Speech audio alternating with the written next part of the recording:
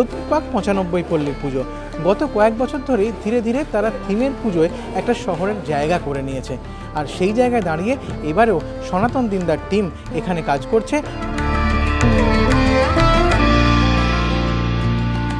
তো এবার যেটা করা হচ্ছে মানে নৌকাটাকে মাঝখান থেকে চিলে যে ফর্মটা দাঁড়ায় সেইটা দিয়ে একটা পদ্মের মতো শেপ তৈরি করা হচ্ছে, এবং তার গায়ে দড়ি দিয়ে কিছু কাজ, দড়ি এবং কাঠ, পুরোটাই মূলত দড়ি এবং কাঠ দিয়ে কাজ করা হচ্ছে।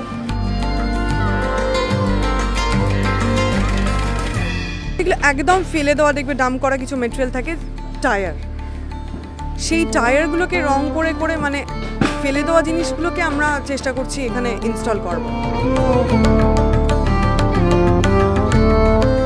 গোটা মণ্ডপটাই একটা প্রস্ফুটিত পদ্মের আকার নিচ্ছে, যেখানে কাঠ এবং দড়ির বিভিন্ন ধরনের নকশা থাকছে। আর শেষে প্রতিমার মধ্যেও থাকছে নতুনত্ব, তার আঙ্গিক এবং ভগ্নিপাতে নতুন ধরনের একটা ছোঁয়া নিয়ে আসছেন শিল্পী। তাই সব মিলিয়ে এবার নতুন ধরনের পুজো উপহার দেবে 95 পল্লী যোধপুর পার্ক। সঞ্চয়ন মিত্র, এবিপি আনন্দ, কলকাতা।